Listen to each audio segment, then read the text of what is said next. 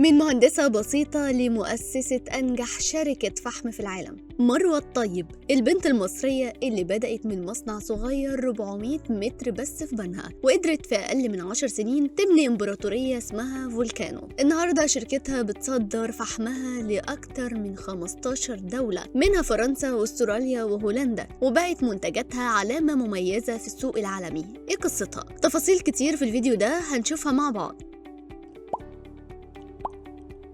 في وقت ناس كتير بتشتكي من الظروف ومفيش شغل، في ناس تانية بتكسر القاعدة وبتخلق لنفسها فرصة من ولا حاجة. ومن بين الناس دي في اسم بقى بيتقال بكل فخر، المهندسة مروة الطيب. قصة الست دي مش عادية، ده حكاية طموح وذكاء وشغل، قلبها على بلدها قبل ما يكون على نفسها. مروة اتخرجت من كلية هندسة جامعة بنها قسم ميكانيكا تصنيع سنة 2011. بعد التخرج زي أي شاب أو بنت كانت بتدور على حلمها، مشروع تشتغل فيه بكل طاقتها، حاجة تحس إنها بتبدع فيها. اشتغلت الأول في شركة أمريكية بتتعامل في مناقصات تبريد لشركات البترول، كانت شاطرة جدا، نفذت مشروعات لشركات كبيرة زي بتروجيت والعمرية والنشا والخميرة. وبعدين اشتغلت في الطباعة وبعدها في مجال المعادن كمدير صيانة وتشغيل. يعني جربت مجالات كتير، بس برضو كان جواها إحساس إن لسه في حاجة ناقصاها، إن في شغف مستنيها في حتة تانية. الصدفة بقى لعبت دور مهم جدا في حياتها لما عرفت إن أخوها في الإمارات قرر يدخل مجال الفحم، وبدأ بمكمورة في رشيد، بس المشروع ما استمرش غير شهرين. هنا اتولدت عندها الشرارة،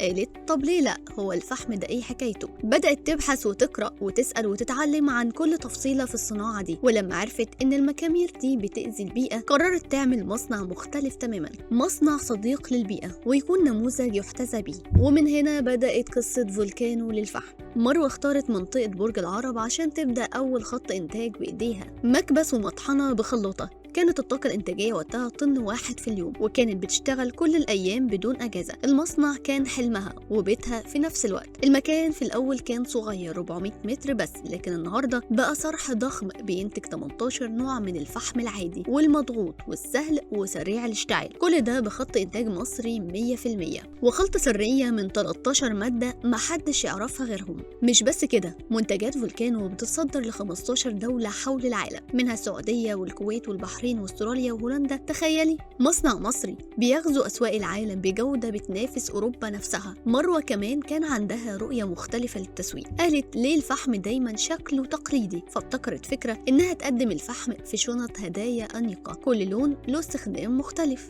الشنطة اللبني للفحم متعدد الأغراض، الحمراء للشوي والتدفئة، وعلبة كوكو ماجيك فيها مكعبات فحم صغيرة ومناسبة لكل بيت. كمان بقت بتكتب للمستهلك ازاي يستخدم المنتج ونصايح عامة، ثقافة جديدة ما كانتش موجودة في السوق المصري أصلا. ولأنها مهندسة دماغها صناعية بجد، اشتغلت على تطوير الخلطة بحيث الفحم يكون بلا دخان ولا ريحة، وفي نفس الوقت يحافظ على البيئة لأنه بيتصنع من المخلفات زي قشر القصب وقشر المكسرات وجريد النخل وحتى بذرة المانجو. يعني مش بس بتنتج فحم عالي الجودة، دي كمان بتحافظ على البيئة وتمنع حرق القش والقمامة. بس الإنجاز الأكبر إنها خلت شركتها واحدة من 3 شركات على مستوى العالم، والوحيدة في العالم العربي اللي بتنتج مكعب إشعال الفحم فلامون. المكعب ده اللي بيشتغل نص ساعة بدون دخان ولا ريحة، وبيتباع بالمكعب مش بالكيلو، وده ابتكار مصري صرف. النهارده فولكانو بقت عندها 3 مصانع بطاقة إنتاجية ضخمة، 600 طن فحم نباتي و6000 طن فحم مضغوط، وأسماء علاماتهم التجارية بقت مشهورة جدا في الخليج زي كوكو لافا وبوب مارلي والجمل أبو نضارة. لكن رغم كل النجاحات دي، مروة لسه بتفكر في الكل، مش في نفسها بس. هي نشدت الحكومة إنها تعمل نقابة خاصة بصناعة الفحم، وكمان منطقة صناعية متخصصة للصناعة،